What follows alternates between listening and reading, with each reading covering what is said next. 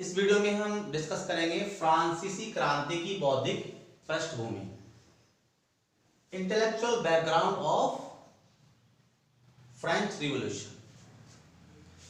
French revolution का intellectual background क्या है, बौद्धिक पृष्ठभूमि क्या है, वो कौन से विचार हैं, वो कौन से विचारक हैं जिन्होंने फ्रांसीसी क्रांति को प्रभावित किया और फ्रांसीसी क्रांति के आने के लिए फ्रांसीसी क्रांति के लिए बेस का निर्माण किया, बैकग्राउंड का निर्माण किया।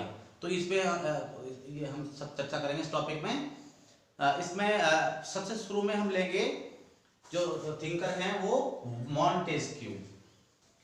तो मॉन्टेस्क्यू जो विचारक थे ये एक क्रांतिकारी विचारक थे और इन्होंने फ्रांसीसी क्रांति में अपना महत्वपूर्ण योगदान दिया। इन्होंने सबसे जो पहली पुस्तक लिखी वो लिखी है यात्रियों के पत्र के नाम से।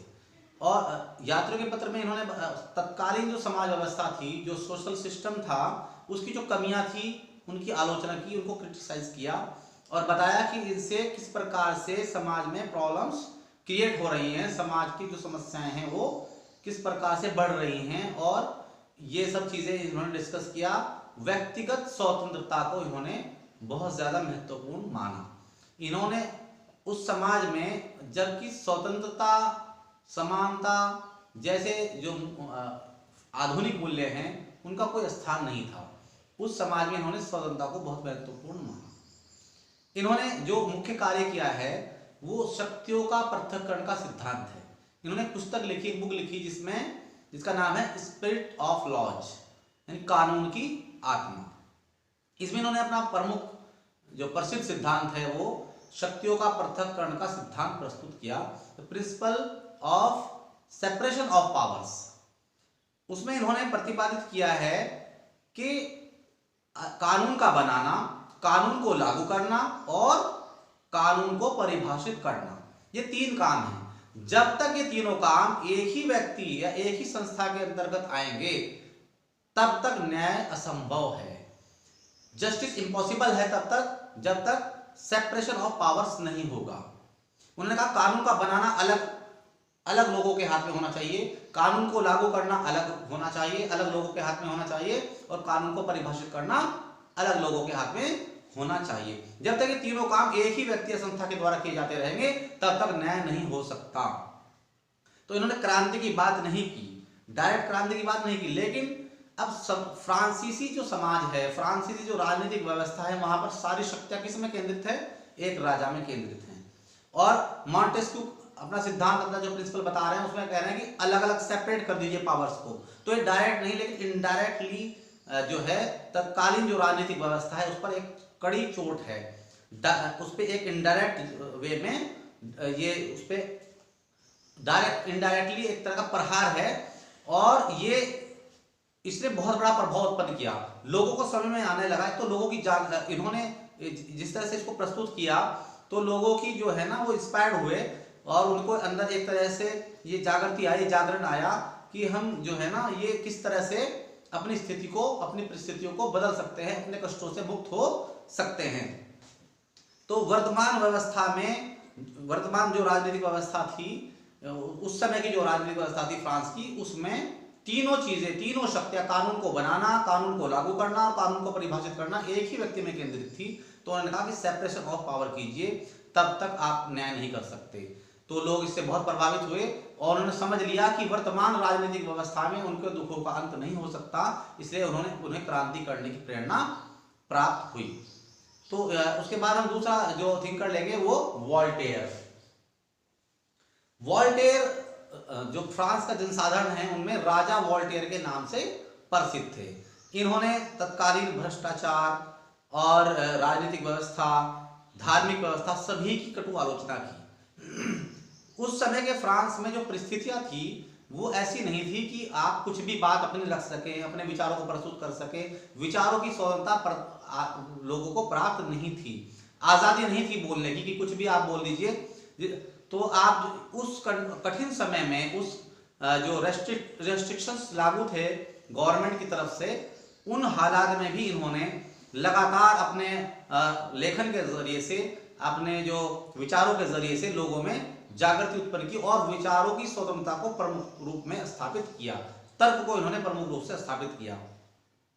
ये राजनीतिक व्यवस्था को बदलने के पक्ष में थे, उसको अच्छा बनाना चाहते थे, उसको प्रोग्रेसिव बनाना चाहते थे। ये लोकतंत्र के समर्थक नहीं थे, लेकिन ये चाहते कि जो राजशाही व्यवस्था है उसी में चेंज, इतना अच्छा चेंज आ जाए कि वो जो है पब्लिक वेलफेयर करने वाली बन जाए और वो लोगों का कल्याण करने वाली बन जाए, उसी में सुधार करना चाहते थे। तो इन्होंने सबसे जो ज्यादा अटैक किया है वो किया है धार्मिक व्यवस्था पर, भ्रष्टाचार पे और धार्मिक व्यवस्था पर। पादरियों के जीवन में जो ढोंग आ गए थे, जो उनका नैतिक पतन हो गया था, जो उन्होंने धर्म को अपने स्वार्थों की प्राप्ति का माध्यम बना लिया था, उस पर इन्होंने कड़ी चोट की और उसका खुलकर विरोध किया। ये चर्च को पशुता का प्रतीक मानते थे और उसे बदनाम वस्तु कह करके पुकारते थे। तो जो एक बहुत बड़ा अपराध था उस समय में, लेकिन उन्होंने ये किया और लोगों को जागृत किया कि चर्च जो है वो अपनी केवल स्वार्थ सिद्धि के लिए, अपने मतलब को पूरा करने के लिए लोगों को तरह तरह के अंधविश्वासों में, ढोंगों में, पाखंडों में और भ्रम में डाले हुए है। इन सारी चीजों का मकसद सिर्फ अपने स्वार्थों की पूर्ति है। ये धर्म नहीं है, बल्कि धर्म के नाम पर लोगों का उत्पीड़न किया जा रहा है और पादरियों द्वारा धर्म के स्थान पर अधर्म का ही एक तरह से पालन हो रहा है और वो लोगों को तरह तरह के भ्रम में उलझा करके केवल अपने स्वार्थों की सिद्धि कर रहे हैं और उनका जन कल्याण से या जो लोगों के नैतिक उत्थान से कोई लेना देना नहीं रह गया है। तो इस प्रकार इन्होंने जो सबसे बड़ा उस समय का राजनीतिक व्यवस्था में जो भ्रष्टाचार था वो उस पर इन्होंने अटैक किया और जो धार्मिक व्यवस्था में भ्रष्टाचार था उस पर अटैक किया, जो कि उस समय में बहुत असंभव सा माना जाता था। इन्होंने जनता की धारणा को खत्म कर दिया कि स्थितियां परिवर्तित नहीं की जा सकती। इन्होंने कहा नहीं, चेंज किया जा सकता है और हम चेंज ला सकते हैं और हम बोल सकते हैं, अपने विचारों को प्रस्तुत कर सकते हैं। तो इन्होंने कहीं ना कहीं से किसी न किसी तरह से ये प्रतिबंधों से बच करके अपने आप को बचाते हुए लगातार अपने विचारों को प्रसारित करते रहे और जनता को जागृत करते रहे, अवेयरनेस फैलाते रहे। तो इन्होंने बहुत बड़ा फर्क उत्पन्न किया और लोगों में धारणा उत्पन्न हो गई कि हम अपनी बातों को रख सकते हैं और जब तक वर्तमान व्यवस्था में बदलाव नहीं होगा तब तक उनके कष्ट समाप्त नहीं होंगे, उनके दुखों का अंत नहीं होगा। तो लोगों को क्रांति करने की, अपनी बातों को रखने की प्रेरणा प्राप्त हुई। तो वॉल्टेयर ने समाज में, फ्रांसीसी समाज में जागृति लाने में, उनको क्रांति की तरफ ले जाने में बहुत ही महत्वपूर्ण भूमिका निभाई। तीसरे जो महत्वपूर्ण विचारक है वो रूसो।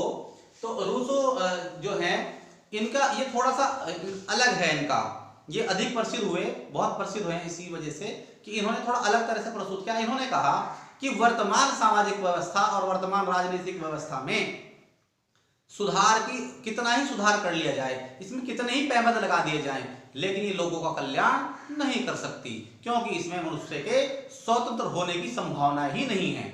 इन्होंने कहा इसमें पॉसिबिलिटीज ही नहीं है आदमी की स्वतंत्र होने की। इसलिए इस वर्तमान जो व्यवस्था है इसमें कितने भी पैबंद लगा दे, कितना भी इसमें करेक्शन कर ले, कितना भी इसमें इंप्रूवमेंट कर लें, ये मनुष्य का पब्लिक वेलफेयर नहीं कर सकती, जन कल्याण नहीं कर सकती। और ये क्योंकि इसमें मनुष्य के स्वतंत्र होने की संभावना ही नहीं है। इस प्रकार इन्होंने इस बात का विरोध किया कि थोड़े थोड़े परिवर्तनों से कुछ नहीं होगा। इन्होंने कहा पूरी व्यवस्था को हमें बदलना होगा, तभी मनुष्य अपने कष्टों से मुक्ति पा सकता है। इसके लिए इन्होंने एक इनका बहुत फेमस है जो सिद्धांत है, उसमें दूसरे थिंकर्स भी शामिल हैं इनके साथ, लेकिन यहाँ पर चूंकि फ्रांसीसी समाज के संदर्भ में इन्हीं का विवरण देना उपयुक्त होगा। तो इन्होंने एमिली और रूसोनी नाम की 2 पुस्तकें लिखी और उसमें अपना प्रसिद्ध सोशल कॉन्ट्रैक्ट का सिद्धांत यानी सामाजिक समझौते का सिद्धांत प्रस्तुत किया। इस सिद्धांत के अनुसार इन्होंने कहा कि मनुष्य एक भला और न्यायशील प्राणी है, भला है, न्यायशील है, वो स्वार्थी भी नहीं है और वो अन्याय करने वाला भी नहीं है। प्रकृति ने उसको भला और न्यायशील बनाया है, लेकिन धीरे धीरे व्यक्तिगत संपत्ति के उदय के कारण और बढ़ते हुए खतरों के कारण मनुष्य को एक सामाजिक समझौता करना पड़ता है। इस सामाजिक समझौते से पहले वो सुखी जीवन व्यतीत कर रहा है, स्वतंत्र जीवन व्यतीत कर रहा है, आराम से रह रहा है, लेकिन इन खतरों के बढ़ने के कारण उसने एक सामाजिक समझौता किया और सामाजिक व्यवस्था बनाने के लिए कुछ लोगों को उसने अधिकार सौंप दिया कि आप सामाजिक व्यवस्था बना के रखें और हमारी जान और माल की सुरक्षा के लिए आप काम करें। उसके लिए उनको कुछ अधिकार दे दिए गए। तो ये जो सामाजिक व्यवस्था जो सामाजिक समझौते के अंतर्गत अस्तित्व में आई, यही व्यवस्था आगे चलकर राज्य का रूप ग्रहण कर गई। ये राज्य में परिवर्तित हो गई, ये स्टेट में बदल गई और ये जो स्टेट में ये जो लोग थे, जो व्यवस्था चलाने वाले थे, ये शासक के रूप में परिवर्तित हो गए। तो इसी प्रकार से राज्य का उदय हुआ, राजशाही व्यवस्था अस्तित्व में आ गई। ये जो सुरक्षा के लिए और लोगों की स्वतंत्रता के लिए और लोगों की खुशी के लिए, उनके कल्याण के लिए ये व्यवस्था, ये सामाजिक समझौता किया गया था। लेकिन इसी व्यवस्था ने उल्टे उनको शोषण और आतंक से और अन्याय से त्रस्त कर दिया और उनके जीवन को दुखों से भर दिया। तो रूसो कहते हैं कि ये परिस्थितियां जो उत्पन्न हो गई हैं, इनको बदलना होगा और इनको बदलने के लिए हमें फिर से प्रकृति की ओर लौटना होगा, प्राकृतिक नियमों की ओर लौटना होगा और हमें फिर से एक नया सोशल कॉन्ट्रैक्ट करना पड़ेगा, एक नया सोशल कॉन्ट्रैक्ट करना होगा जिसमें फिर से जो है मनुष्य सुखी जीवन व्यतीत करेगा और बहुसंख्यक लोगों के हाथ में, थोड़े से लोगों के हाथ में सत्ता नहीं देनी होगी, बल्कि बहुसंख्यक मतलब ज्यादा लोगों के हाथ में इसमें सत्ता सौंपनी होगी। जो कि ज्यादा जो लोग होंगे, जब सत्ता संभालने वाला एक आदमी नहीं होगा, सत्ता एक हाथ, पावर जो है एक आदमी के हाथ में ना होकर के बहुत से लोगों के हाथ में होगी, तो तब जो है ज्यादा लोगों का शासन होगा, यानी कि जनता का शासन होगा। वो जनता का शासन स्थापित करना चाह रहे थे, एक प्रकार से लोकतंत्र की नींव है, यानी कि लोकतंत्र स्थापित करना चाहते थे जिसमें जनता का प्रत्यक्ष शासन हो, जनता को कानून बनाने का अधिकार प्राप्त हो, जिससे उनका मानना था कि जो ज्यादा लोग हैं उनसे भूल तो हो सकती है लेकिन अन्याय नहीं, और जब अन्याय नहीं हो सकता तो इसलिए भूल जो होगी छोटी मोटी, वो भूल भी उसका कोई महत्व नहीं रह जाएगा। तो रूसों ने एक प्रकार से पूरी सामाजिक व्यवस्था को ही परिवर्तित करने की बात की। उन्होंने कहा इसको बदल दीजिए और एक नया सामाजिक समझौता कीजिए, एक नई राजनीतिक व्यवस्था, एक नई सामाजिक व्यवस्था का निर्माण कीजिए। इस प्रकार इन्होंने क्रांतिकारी विचारों को प्रस्तुत किया और इन क्रांतिकारी विचारों का ये परिणाम हुआ कि लोगों के अंदर समानता, स्वतंत्रता, भ्रातृत्व भावना जैसे जो मूल्य हैं, आधुनिक मूल्य हैं, उनका महत्व बढ़ा और उन्हें प्रेरणा प्राप्त हुई कि हम अपने दुखों को, अपने कष्टों को, अपने शोषण को, अपने अत्याचार को हम समाप्त कर सकते हैं, लेकिन उसके लिए हमें वर्तमान राजनीतिक और सामाजिक व्यवस्था को बदलना होगा, तब ये संभव हो सकता है। तो इस प्रकार जनता को क्रांति करने की प्रेरणा यहां से प्राप्त हुई। तो इन्होंने इंटेलेक्चुअल बैकग्राउंड का निर्माण किया है फ्रेंच रिवॉल्यूशन में। इन तीन जो थिंकर्स हैं, इनके अलावा कुछ अन्य थिंकर्स भी हैं, उनमें हम प्रमुखतः जो प्रस्तुत करना जा रहे हैं वो एक दिदरो नाम से एक राजनीतिक विश्लेषक थे, एक थिंकर थे। उन्होंने अपने प्रमुख सहयोगी दालाबेर की मदद से एक विश्वकोश बनाया और 17 भाग थे इस विश्वकोश के। फ्रांसीसी सरकार के अनेक प्रतिबंधों के बावजूद ये लगातार छपता रहा और यूरोप की लगभग सभी भाषाओं में इसका अनुवाद हुआ, दूसरे देशों में भी पहुंच गया और इसमें जो वर्तमान व्यवस्था थी उसकी कमियों को उजागर किया गया था और नई परिभाषाएं और नई अवधारणाओं के माध्यम से, कंसेप्ट्स के माध्यम से वर्तमान व्यवस्था की कमियों को, रूढ़िवादिता को, अंधविश्वासों को खत्म करने की बात की गई थी, उनके ऊपर प्रहार किया गया था। तो इन्होंने भी महत्वपूर्ण योगदान दिया। इससे यूरोप के दूसरे देशों में भी इसका प्रभाव हुआ। इसके बाद कुछ ऐसे विचारक भी हैं यहाँ पर जिन्होंने आर्थिक एकीकरण, आर्थिक एकरूपता और आर्थिक सुधार, प्रोग्रेसिव इकोनॉमिक्स में प्रोग्रेसिव विचारों को प्रस्तुत किया और उन्होंने करों की जो प्रॉब्लम्स थी, करों की जो दोषपूर्ण व्यवस्था थी उसको समाप्त करने, सभी पर समान कर लगाने और उच्च वर्ग को भी कर के दायरे में लाने और शोषण को समाप्त करने, धार्मिक जो अत्याचार थे, धार्मिक जो रूढ़िवादी थी उसको थोड़ा कम करने और एक तरह से व्यापार वाणिज्य में जो प्रॉब्लम्स थी उनको दूर करने के विचार प्रस्तुत किए, जिससे फ्रांस की जो राजनीतिक व्यवस्था है, आर्थिक व्यवस्था है, उसको अच्छा बनाया जा सके। तो ये सब जो विचारक थे, इन सभी विचारकों ने इंटेलेक्चुअल बैकग्राउंड का निर्माण किया फ्रेंच रिवॉल्यूशन के लिए। इनसे क्या हुआ कि उस समय इनकी इंपोर्टेंस को हम इस संदर्भ में समझ सकते हैं कि ये ऐसा समाज नहीं था जैसा आज का समाज है। यहाँ भारत में हम देख रहे हैं कि सभी लोग को आजादी है बोलने की, कोई भी आप आलोचना कर सकते हैं, लेकिन तब के समाज में ऐसा संभव नहीं था।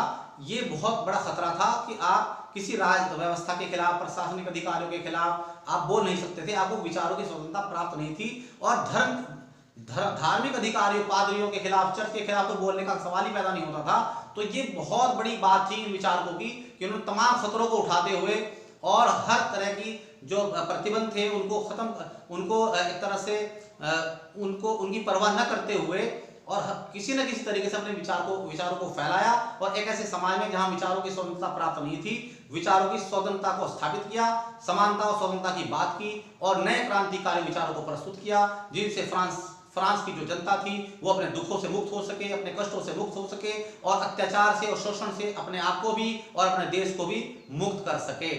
और इसी क्रम में जब जनता जागृत हो गई, उसमें अवेयरनेस आ गई, तो उन्होंने इस पूरी व्यवस्था को खत्म करने के लिए फ्रांसीसी क्रांति को अस्तित्व में ले आए। यानी कि फ्रांसीसी क्रांति हो गई, फ्रांस में क्रांति हो गई इन्हीं विचारों के कारण। ये जो विचार उन्होंने प्रस्तुत किए, उन्हीं विचारों का प्रभाव था कि फ्रांस में एक ऐसा बैकग्राउंड बन गया, एक ऐसा बौद्धिक बैकग्राउंड, इंटेलेक्चुअल बैकग्राउंड बन गया कि फ्रांस की क्रांति, जिसने फ्रांसीसी क्रांति को संभव बनाया। तो ये बहुत इंपॉर्टेंट है। इन्होंने जिस बैकग्राउंड का निर्माण किया है, ये एक तरह से न्यू बनाई है इन्होंने, फिर इसी पर आगे चल करके काम हुआ और फ्रांस में एक ऐसी क्रांति हुई जिसने पूरी राज व्यवस्था को समाप्त कर दिया और एक नए प्रकार के शासन व्यवस्था को फ्रांस में स्थापित किया। तो उम्मीद है आपको ये वीडियो समझ में आया होगा। और ये जो इसमें दो क्वेश्चन बन सकते हैं यहाँ पर कि फ्रांसीसी क्रांति की बौद्धिक पृष्ठभूमि का वर्णन कीजिए, उसकी समीक्षा कीजिए।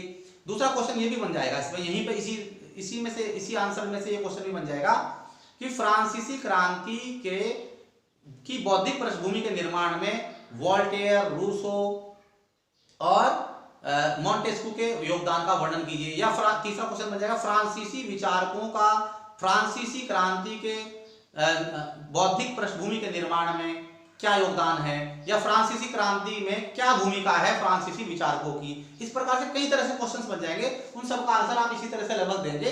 तो उम्मीद है आप इसको समझ गए होंगे। और अगर कोई भी आपका कोई क्वेश्चन हो इसके बारे में आप मुझसे पूछ सकते हैं। उम्मीद है आपको वीडियो पसंद आई होगी। अगर आपको पसंद आई हो तो आप इसको लाइक करें, शेयर करें और चैनल को सब्सक्राइब भी करें। थैंक यू वेरी मच, शुक्रिया।